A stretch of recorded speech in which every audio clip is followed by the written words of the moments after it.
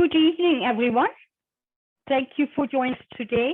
My name is Frederik Schröder, and I am the Public Affairs Director for Daniel Clay and the facilitator for this online event. First, I want to welcome our attendees from Tonga and Europe. We greatly appreciate you being with us, taking into consideration the time difference. The topic of this webinar is the evolution of God. As before, it is being recorded, and you will receive a copy of the recording after editing. As we are using this webinar for spiritual teachings, this will limit the personal interaction with Daniel Clay. All attendees are currently in listen-only mode and off-screen, and such will remain until Daniel Clay opens the floor for questions if time allows. After his usual prompt, you may proceed as you will. At that time, you may use the raise hand feature at the bottom of your screen, and I will acknowledge you and unmute you so you may ask your question. However, if you have a question that is left unanswered, you may wish to join us for one of our interactive webinars, which we have the third Wednesday of each month and are specifically geared towards question and answer session with Daniel Clay. So with that, I now turn it over to Daniel Clay. When we think of the evolution of God, we usually think not truly of the evolution of God. We do not think of the evolution of the divine. We think of humanity's concept of God and how that has evolved from a primitive thought and understanding to a supposedly more sophisticated understanding. That is, of course, questionable, but that is not what we are speaking about this evening. We are speaking about the evolution of that which people call God, the actual evolution of the divine, as well as the evolution of humanity, which is a part of the divine. In fact, all of creation flows forth from the divine, and because all of creation comes forth from the divine, and all of creation is evolving, it stands only to reason that the divine, which encompasses all of this creation, must also be evolving. It seems that some people would rather think that God is forever constant. As he once was, he is and always will be. And for some reason, he is always a he. But truly, we know that the divine is without limitation, without sex, without the existence as we understand it, because it is beyond our limitations. We understand God in the way that we can represent God for our understanding. Few religions have really tried to teach anything about the evolution of God. Hinduism has looked into it in its ancient past, but few today are aware of those ancient teachings in a way that they can understand them. And certainly in the Western world, this is a subject not touched, except for those who study the Kabbalah.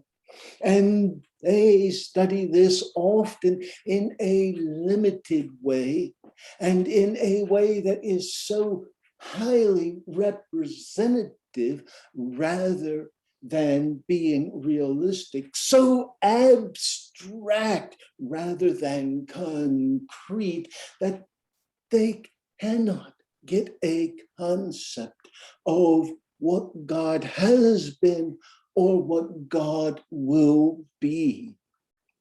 Yet science and the scriptures and the divine all agree in that which would be taught, that which is also shown in the Kabbalah, that the very beginning of humanity was that bursting forth that some would wish to call the Big Bang. And when we say beginning of humanity, no, the Big Bang didn't go boom and there were people. Rather, it was the creative force that burst forth, that which some call in the beginning was the sound, the vibration, that vibration burst forth, and that has an intelligence. Why do you say it has an intelligence? Because it, like all created things, follows a plan, a pattern, and all things that have a pattern, a causation, ultimately have an intelligence, because the intelligence is that pattern that allows it to act and react and interact. So then you would say, for your existence, the existence of all that we know, God burst forth. And when you say that, suddenly everything changes, for you are not saying, oh, there was something unknown out in the ancient past that just decided on a whim to create humanity. No, you are saying that the very essence of existence that blew forth with creative energy, that which came into existence and began to be what you would call Kether, that very essence was also the beginning of what you would understand as the divine, as God. So here you are looking at something that has a beginning. So people will say to you, it is God that has existed forever. But how long is forever, and how long will forever be? Do you really think that you can exist before existence? And if there is no existence before existence, would you then say God should be outside of existence? And if you condemned God to be outside of existence, then God could not exist. Now that is the truth. That means that God's evolution began when the evolution of all your created universe, all of your reality, all of your cosmos began. And as that pushed forth and blew out instantaneously, so the divine was manifest instantaneously everywhere that was created.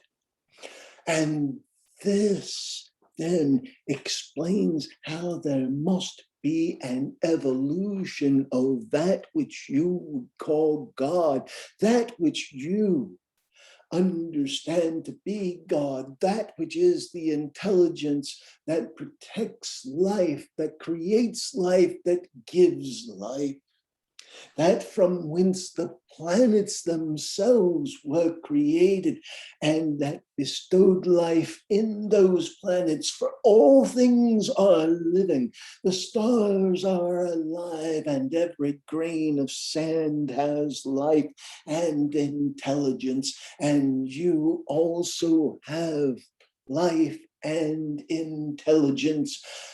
So how is it then that you are as gods when you are stuck in an animal body, a body that is made manifest through such an evolutionary process? But you are as gods because you are spirit, you are but spirit dwelling in the body. Just as each planet has a consciousness and a reality, just as each planet is a soul entity, just as each star has a consciousness and is a soul, so too are you. And the stars, yes, they too are trapped in bodies, just like humans are trapped in animal bodies. So stars are trapped in their heavenly terrestrial bodies. So it is that the earth itself has its consciousness, and you are like the fleas of a dog crawling upon the earth, inhabiting and infesting that earth. Yes, yes, when you do not take care of your Garden of Eden, for the earth is the garden that you were given to tend. This is the story. This is the simile, the metaphor that has been given to you that you have so much refused. The Aboriginal peoples have understood this. The indigenous peoples of many of the ancient people have understood this, but modern man has no clue, none, as to what his place is and how he connects to the earth and how he connects to God. Yet the spirit that dwells in this animal body is part of that essence of the divine that came forth from that initial explosion, if you would wish to call it such. It truly isn't an explosion. It is more a wave that pushed out at such a speed that it could not be measured by those minuscule instruments that you now possess. But what did you think would happen when this happened? That consciousness also spread, and that consciousness entered into each thing that was created and continues to enter into each thing that is made manifest and created. So the very divine itself is within you. The cosmos The universe is within you. You are made of the same elements, the same essence as is all of creation.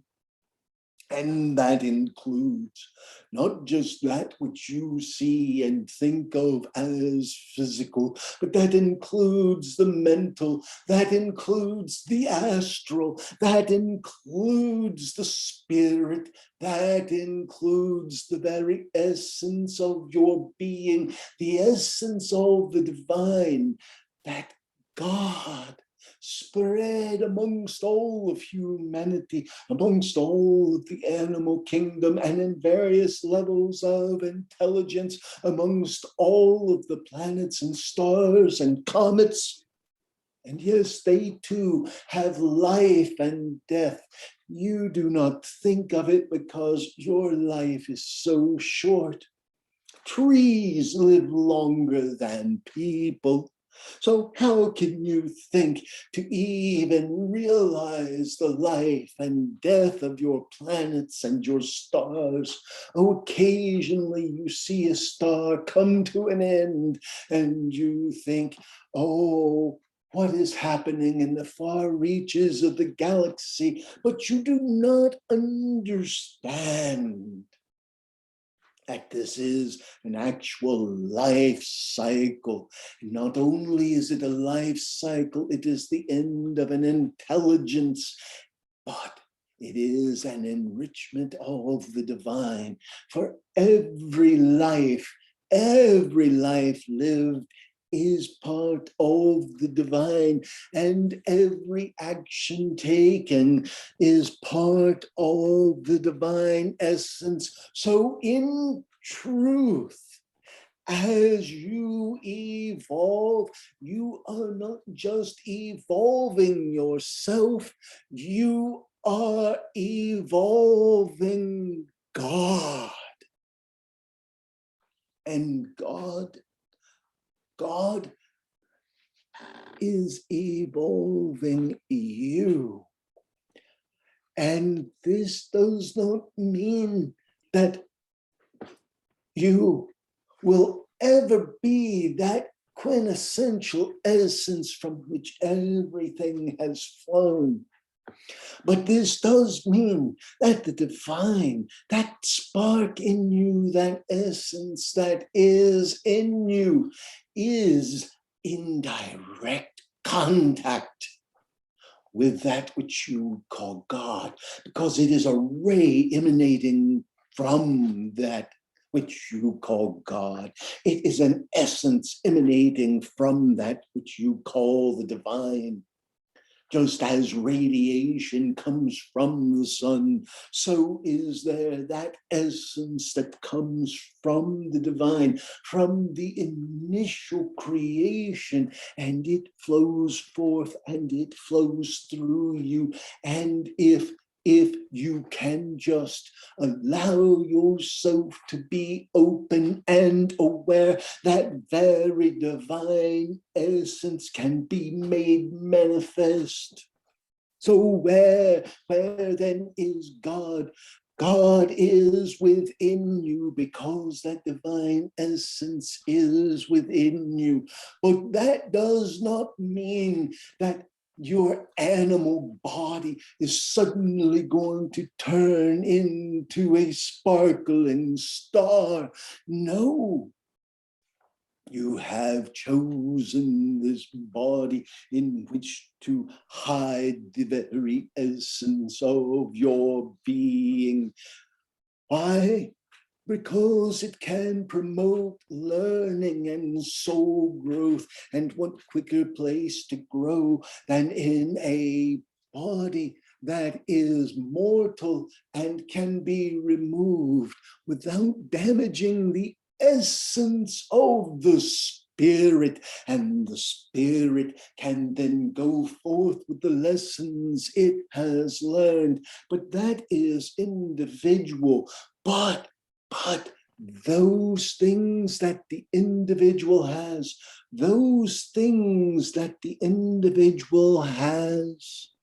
they are touching the divine, that ray that shoots forth, that gives you your essence of existence, communicates both ways.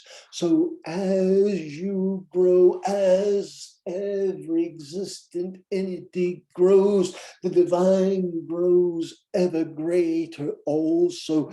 And that is why then some people have such a limited understanding. They say, oh, God was as God has always been and always will be. But to say that is to condemn God, to be as it was in the beginning. For God came forth and brought forth all of existence.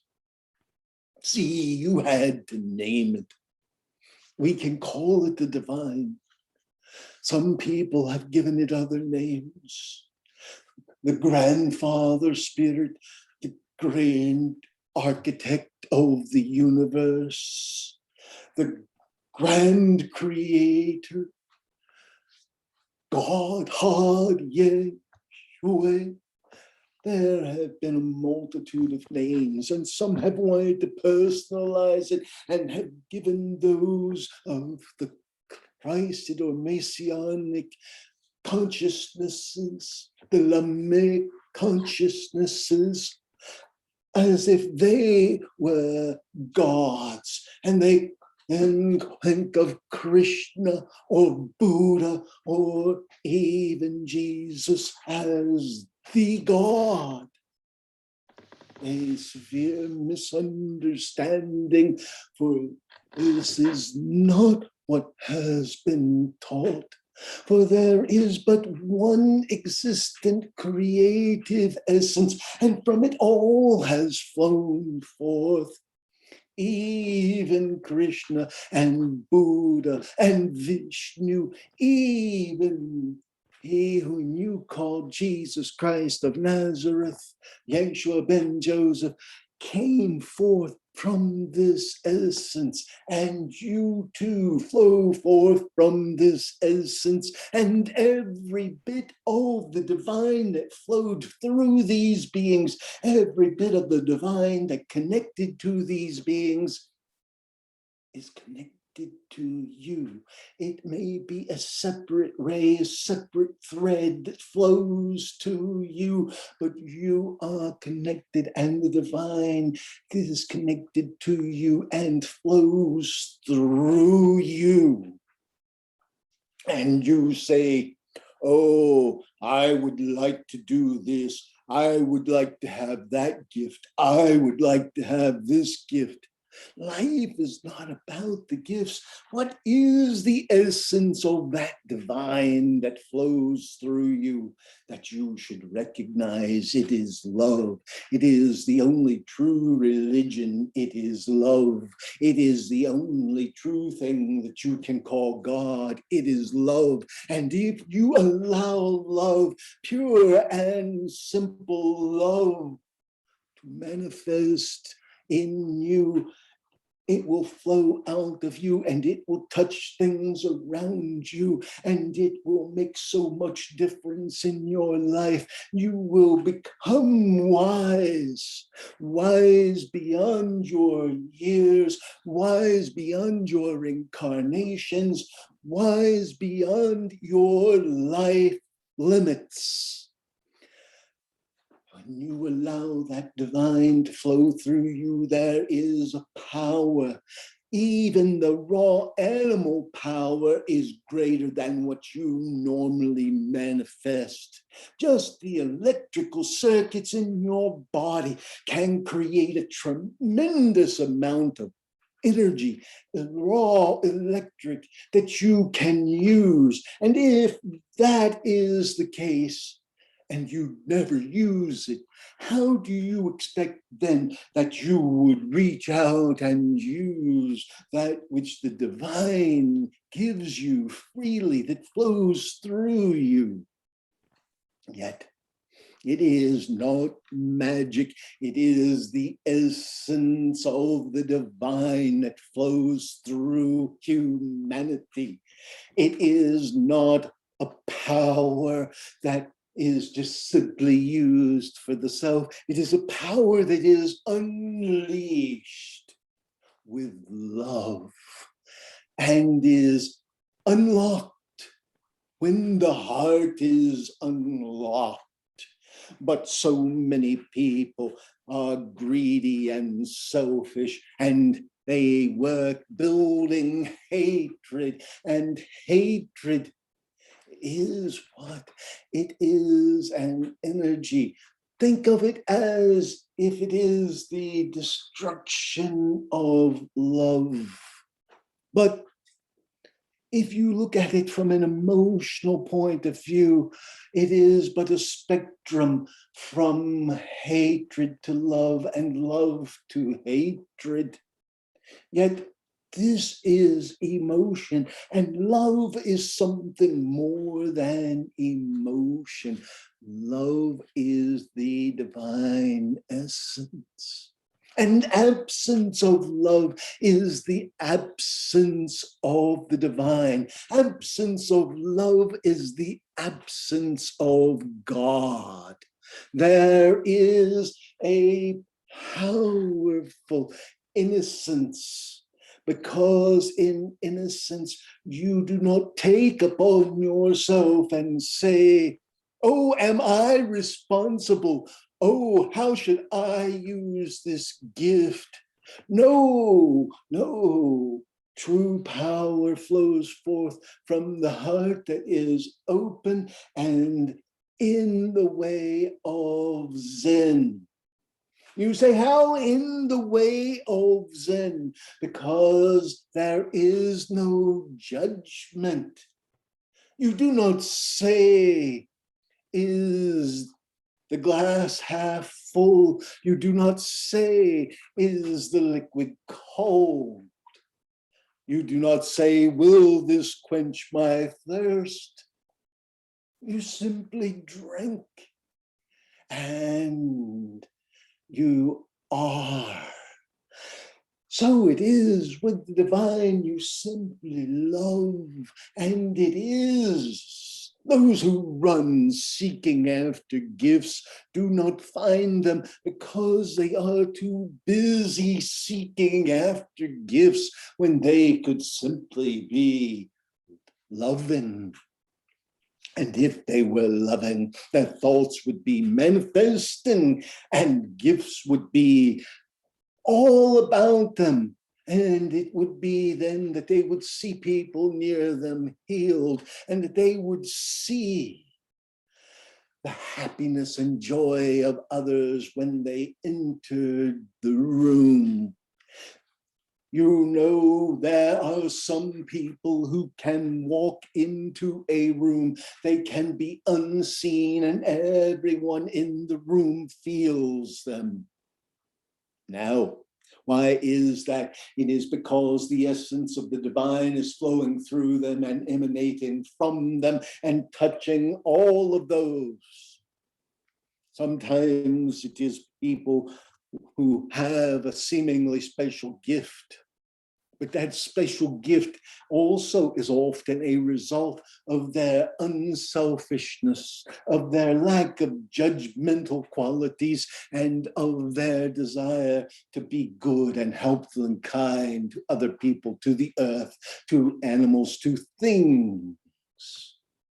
And you look at these people and you think, oh, what power, if only I had that power. You have that power, but what's more, that energy flowing through them is a microcosm of the divine energy flowing forth from God to each one of you and to each and every existing sentient being, including Mother Earth, including the moon and the stars and the planets, including each tree and each leaf upon the tree, every hopping rabbit and crawling ant.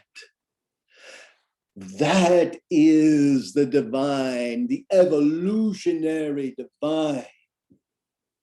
And as man has evolved from little lemur-like bodies, even through to the tailless, and then to the various root races, even now to that root race that you call Homo sapien, as man has divinely manifested, so has God evolved. You say, what? We say that very essence has fed back to the consciousness of the divine. But you are so limited that you see the beings that come forth occasionally, and you look at them and you call them gods. You have looked at the planets and seen how they influence your lives, just as someone entering the room unseen, that essence that emanates from them, the basis of astrology, impacts your lives.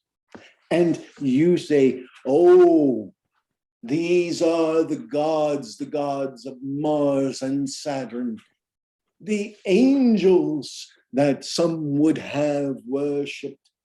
But we tell you, they too are just created beings like you, and the very essence of the divine flows to them just as it flows to you. So then, if that is the case, it is little wonder that you should be known as gods, for that very essence can be made manifest in its fullness through each sentient being. But that includes you. That includes you. Now, some things are evolving as a collective consciousness. For instance, think of the little ant. It only has so many things that it can do.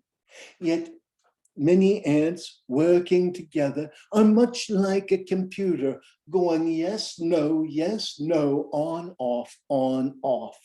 And many ants can do great things.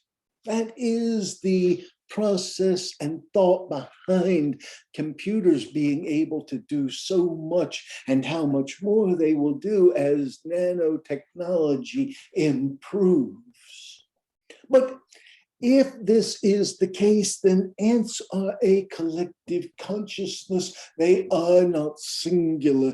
And if you think that ants are a collective consciousness, and that other animals are a collective consciousness of their kind and species, then you must know that man also is a collective consciousness as well as an individual reality.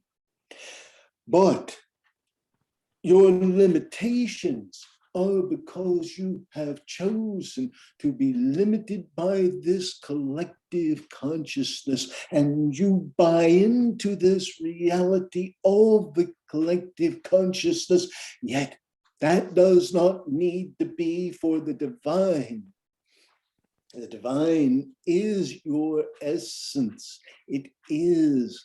But that is not saying that you are without your individuality. For the very essence of your being, you are a limitless spirit. But that limitless spirit is not simply melding into all other limitless spirits. No. That is not the case. Rather, you are truly an individual. You are a separate essence. However, that is the very teaching of the Kabbalah. For if you were to pass that ring pass not, then you would no more be that individual. Therefore, you can never return to that supernal place. And even as death fell and became Malkuth, even as that which was part of the supernal became the very essence of the material, so as that which is of it climbs, if you wish to think of it that way for analogy's sake, as it reaches ever closer to the divine. It has its point of full divinity, but it will never return to what it was. For if it returned to what it was, it would not be evolution, it would be devolution. It would actually be dissolving the essence of that which has been manifest and that which has been learned and that which has been gained. And it would actually be taking that which you want to call the divine, that which you want to call God. It would be taking it backwards, creating less of it, destroying and taking from that consciousness. So you then are the very essence of the divine, and God is evolving as you evolve.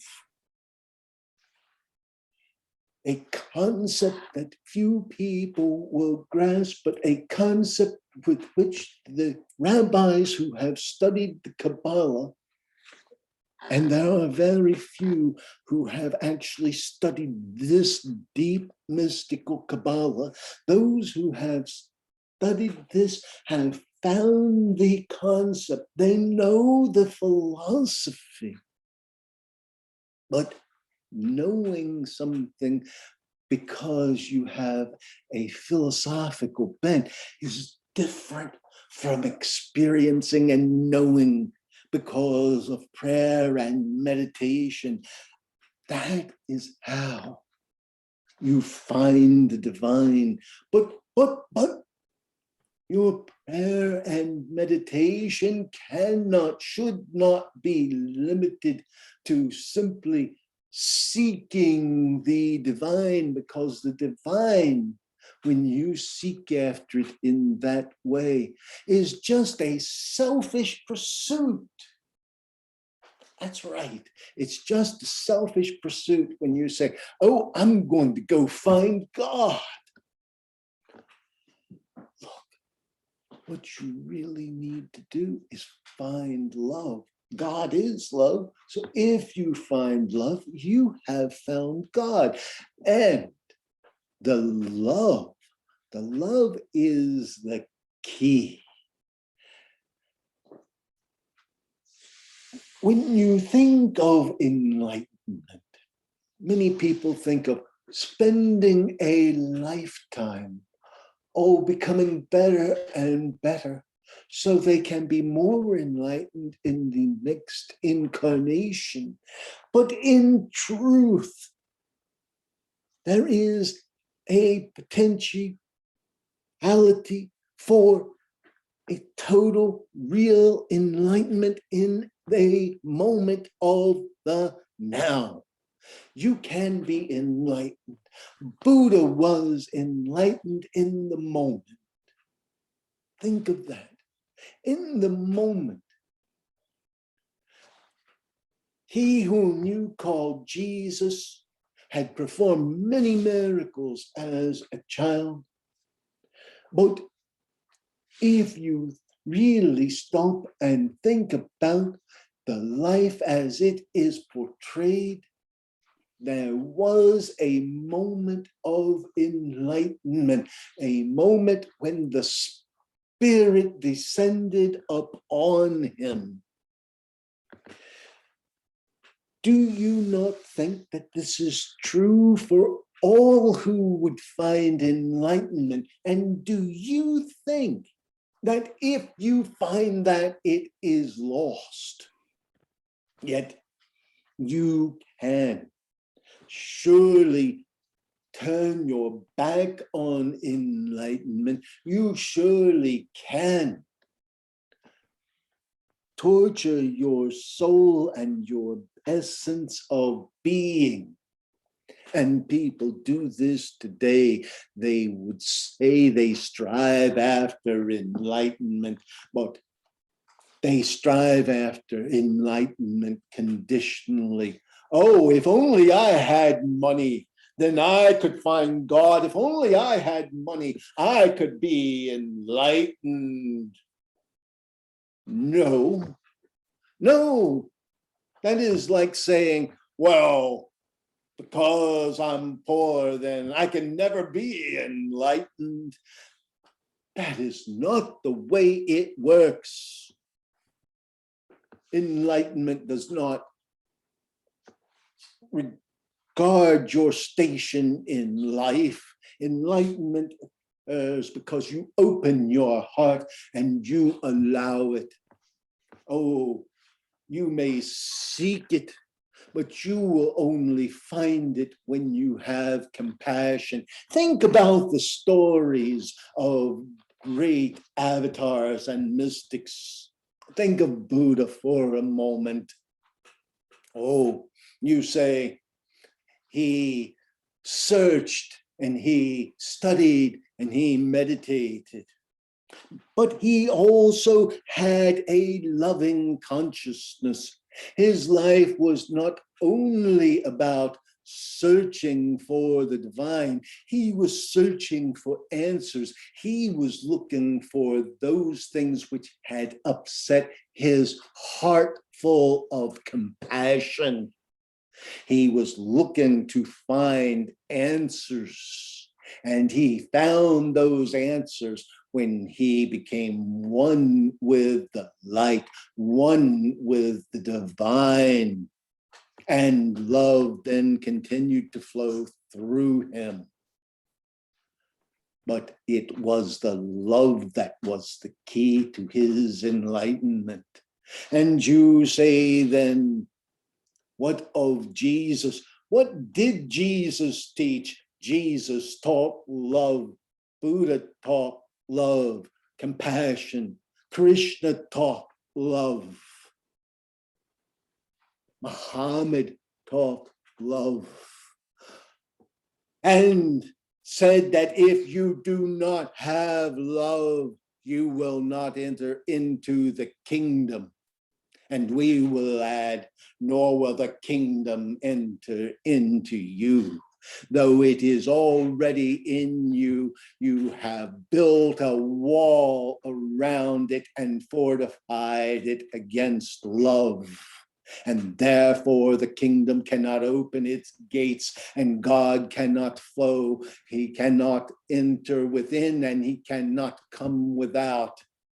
And the very essence of the divine has been stopped by the cold, stony heart that you have insisted keeps you safe in your world.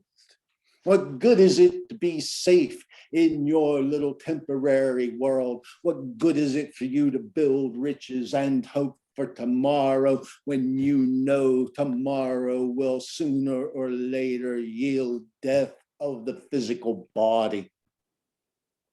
But when that body is gone, the mental body, the causal body, the spirit will not be gone.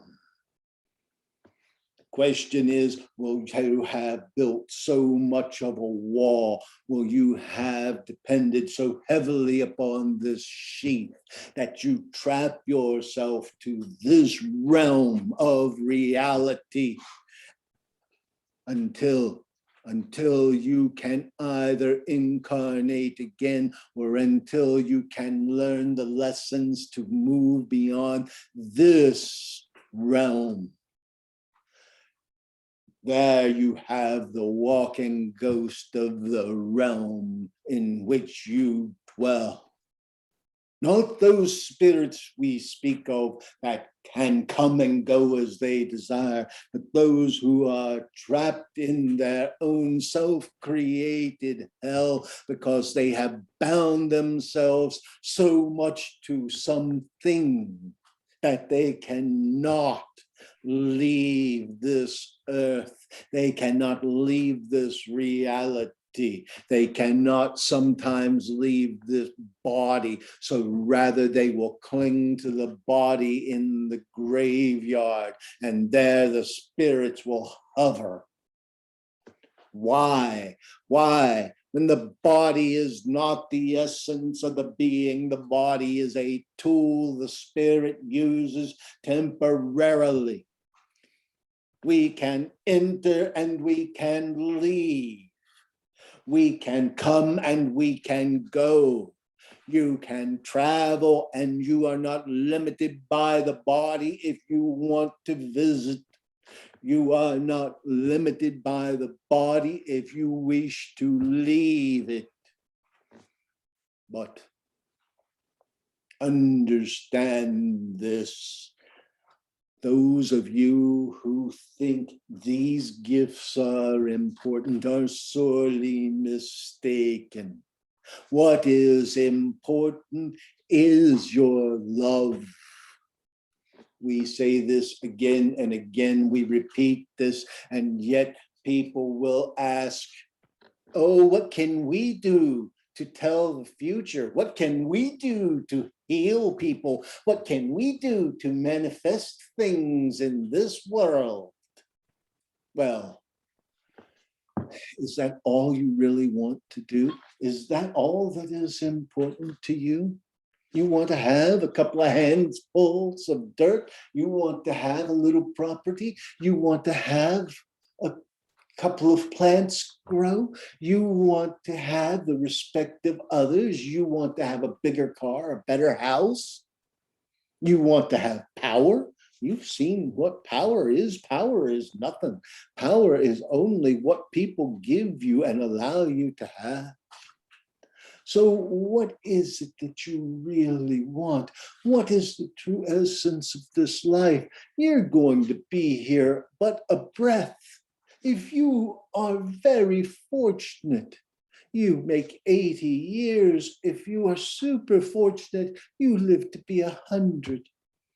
If you are a little less fortunate, you may live well beyond 100 in this physical body.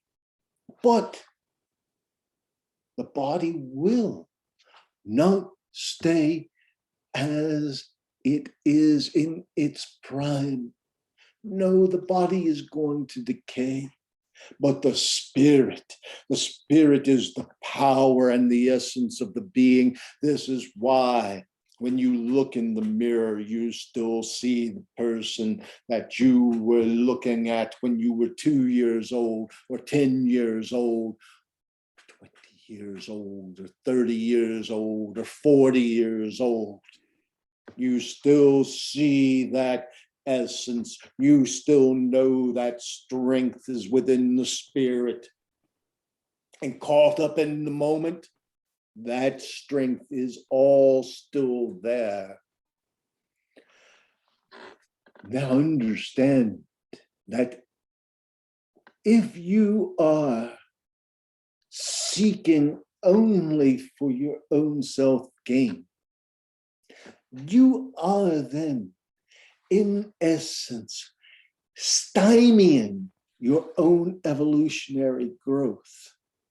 But if you are holding back your evolutionary growth because you want things, if you're holding back your potential, then you are actually stopping God, that which you call the divine, from being fully manifest. You're stopping the divine from reaching its fullest potential because it evolves with you. And you are responsible for your growth, but you are responsible also for the essence of divinity. If you look at the moment at what's going on in the world, you would say, oh, how can that be?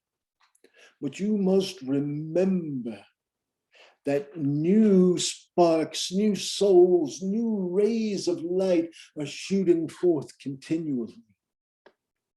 And they must go through the same development. And those who reach the fullness of their evolutionary potential within this reality will leave this reality. And that means that while you look at the earth and say, is there no soul progress? You must understand the earth is the school. It is where the spirits are growing. And while we may say to you, oh, you can hinder the fullness of evolution, sooner or later, you will evolve. You must evolve. Even if you are so attached to the physical that you can't let go of your body and you lay in the ground until your bones disintegrate into dust, even then, you must evolve. You will incarnate again, or you will evolve in the spiritual essence, but you will. And as you do, you will reach the fullness of your potential. The question really is, are you going to be released from suffering because you have love, or are you going to suffer your way to enlightenment because you don't want to let go of this world? That is the real question. And that is the evolution of your soul, your individual soul.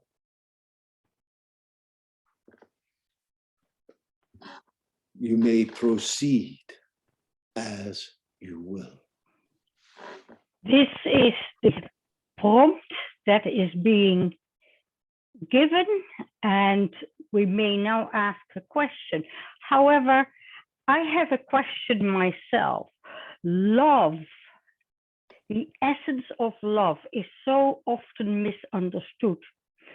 Will you give the definition, as I have been given this, is the building block of creation itself?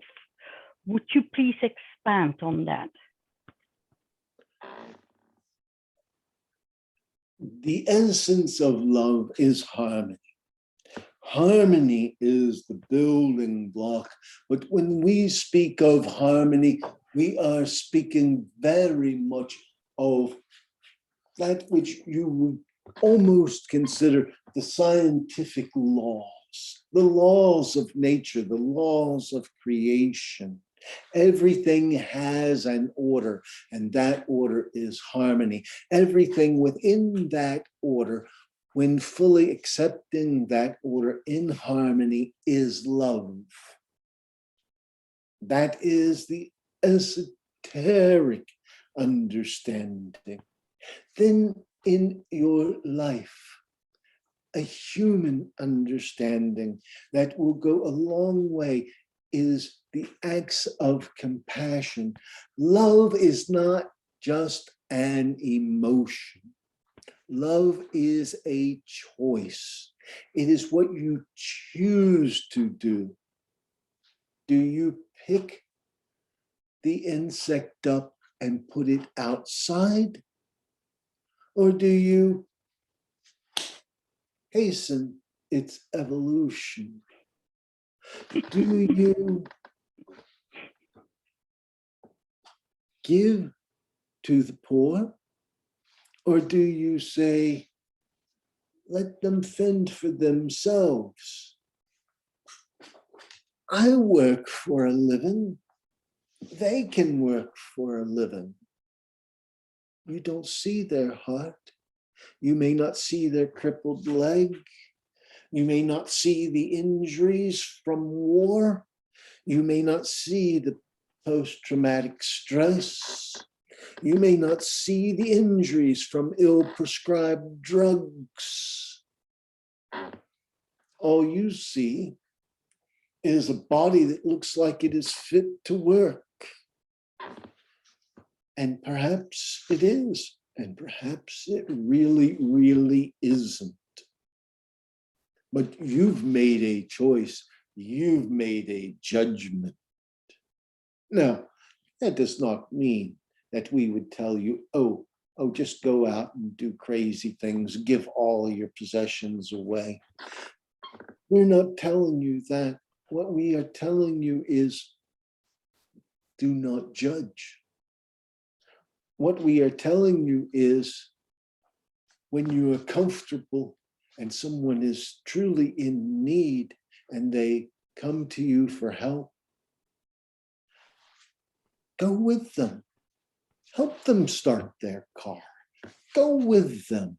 Help them find their puppy. Go with them. Hold their hand while the doctor takes the nails out of their feet. Just be a good person. Is it really that difficult? Oh, but I had planned to watch the races, and I can't go to the doctor with that person. And then after I watch the races, I'm going to have a hot dog and I'm going to earn some money gambling. Go, help the person who needs the help. Your life is not that little, is it? Now, you should be able to understand the concept of love. You may proceed as you will. I have a couple of questions that have been sent in, and this is one from Lisa in Florida. As the only and one true God is evolving, the God of all that is good, with no space vacant of the fullness thereof, isn't there reason to be expectant of joy, life, love, beauty, kindness, forgiveness, compassion, peace, mercy, hope, perseverance, and faith, to all become more pure, rich, and deeper, and growing towards perfection? She says, just saying.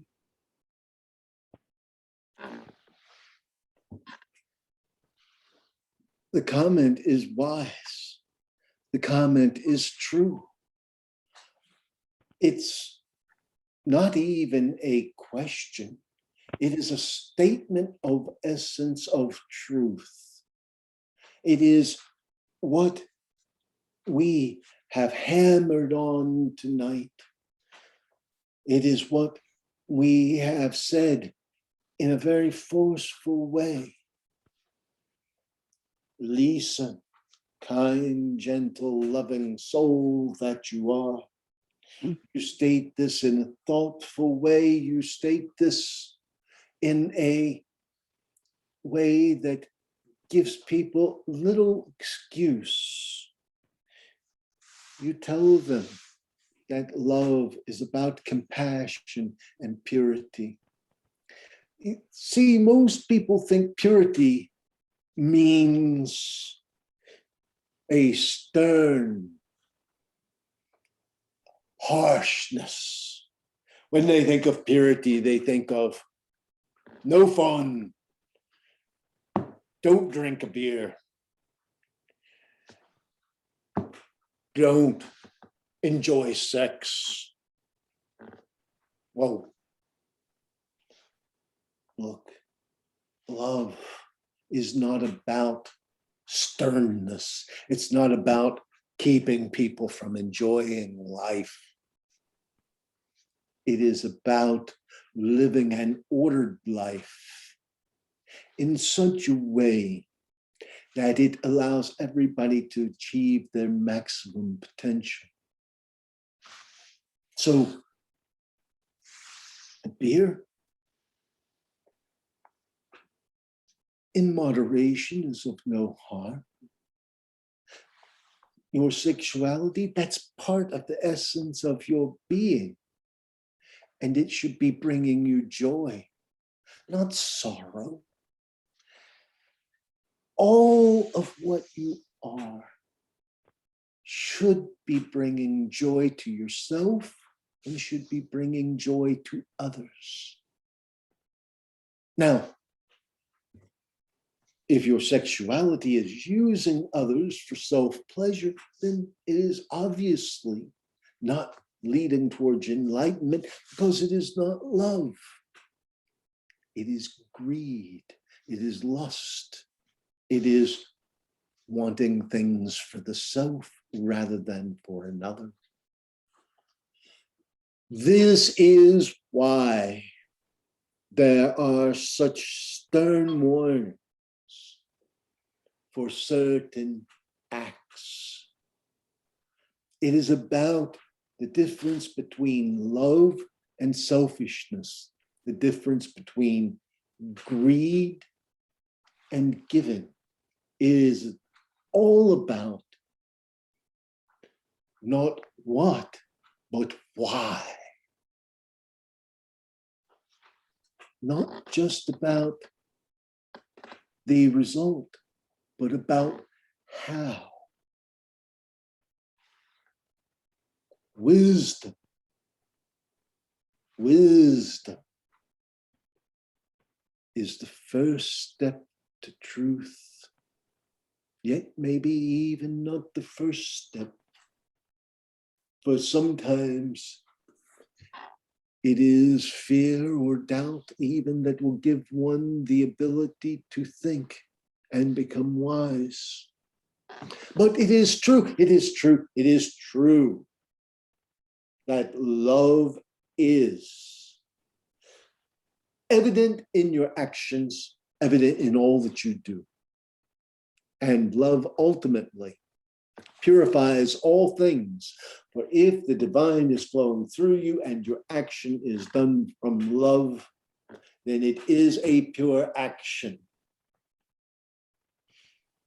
If you see a spider about to bite someone and you kill that spider, the spider has not been killed because of hatred.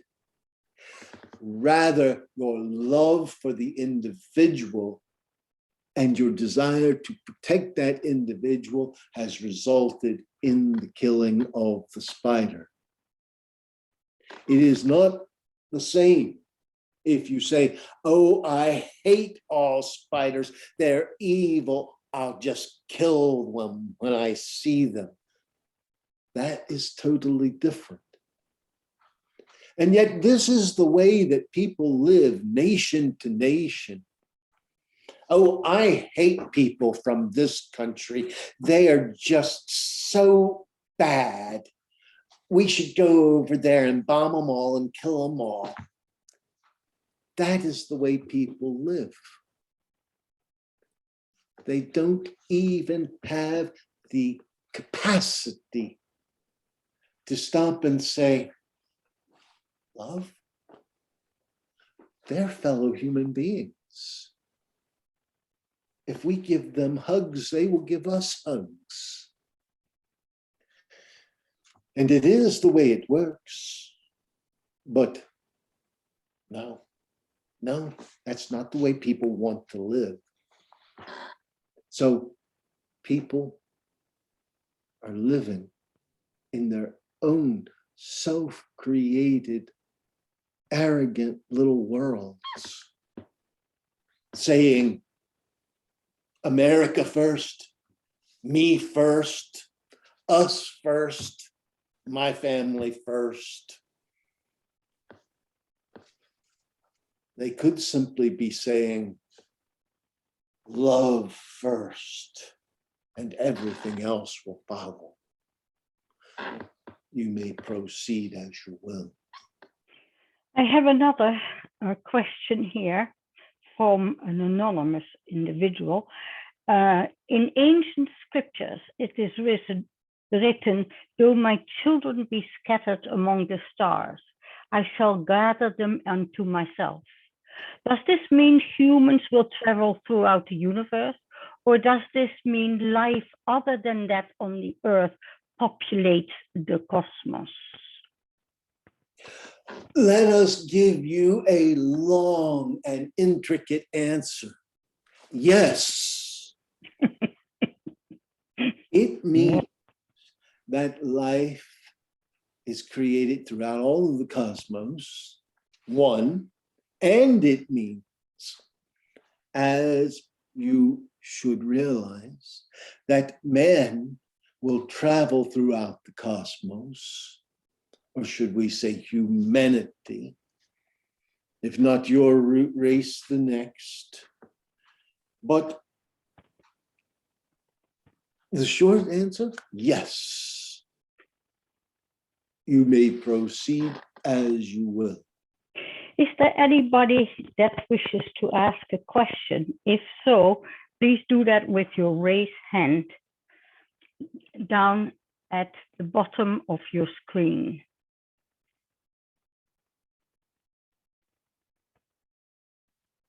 No, I am going to continue with the question here. Some people say God is love. If God is love, then is love also evolving? The concept of love is not just evolving. Love itself is evolving. And we will explain this in this way. Think of an insect. An insect has a very limited consciousness, and it has a very short lifespan. But it will bring its young into existence. It desires to procreate. That procreational desire is not just a desire to exist. It feeds over and becomes somewhat of what you would consider a primitive instinct of love. Now, if you look at a more developed life form, such as a dog or a cat, these animals will procreate. Their offspring will then be nursed. If they sense danger, they will move them from one place to another. So you're looking at a consciousness of love, a consciousness of caring that has actually evolved beyond that of the insect. And when you look at primates, you will see that this comes even to the point of teaching the young how to gather food, how to climb, how to play safely. And the parents will at times even chastise the young. This is an evolution of love within the animal kingdom and the insect kingdom as the consciousness evolves. So it is that love is evolving even as humanity evolves. So does love evolve. And as the other races beyond this world of which you just spoke evolve, so does love evolve. And as love evolves, so does the divine evolve. So is God evolving.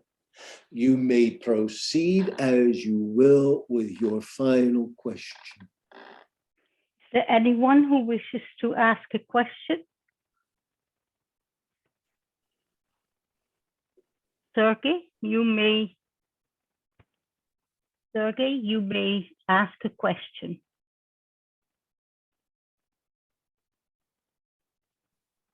It answered some of the questions I had written in. Could you please speak about humor, laughter, and how that fits into this, as laughter has healing power for people? How laughter fits into the evolution of God? Laughter fits into the evolution of humanity. Anything that fits into the evolution of humanity, indirectly anyway, fits into the evolution of the divine. What laughter actually does, why it creates the healing power that it creates, is because it creates chemical changes in the body. When you think of depression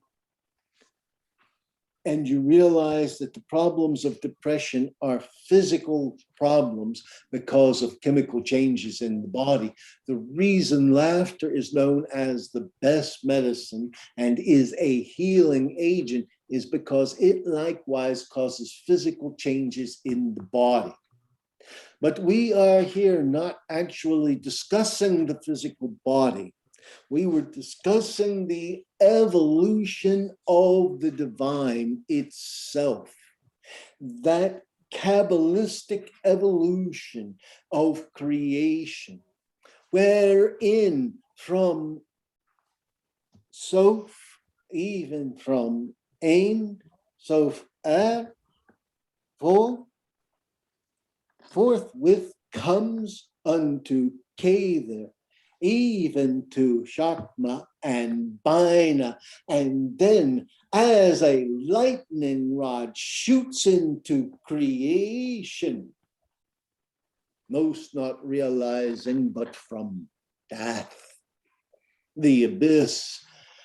So therein lies the evolution of the divine as the polarities of the cosmic reality of the Kabbalah is made fully manifest, and as that which comes even unto Malkuth again reaches up to Tifareth, and there is fully evolved and reaches the divinity without crossing that ring past not. To each of you we say, you have the potential. To each of you we say, you have the divine within you. The essence of God was within you. Some of you will say, where can you find God? We will tell you, God is not lost and doesn't need to be found. God is right in your heart, just waiting for you. But you have set such a wall around yourself because in order to see your heart, you must confront your demons. You must confront the devils and the evils within yourself. You must confront the real you. That is how you get to your heart. And that is the hard part. Finding God is easy because God is just there waiting for you to overcome your own self. We leave each of you with blessings and with peace. Peace, peace be with you. And as this is the end remember, you will get a recording of this session after you listen to it, or even before. If you have any questions or a question comes up that you would like to have an answer to, in 2 weeks, we will have an interactive session, question and answer, question to Daniel Clay, which he will then answer. By all means, come in. We'd love to have you. Thank you very much for being with us, and good night. This is the end of this session. Good night, everyone.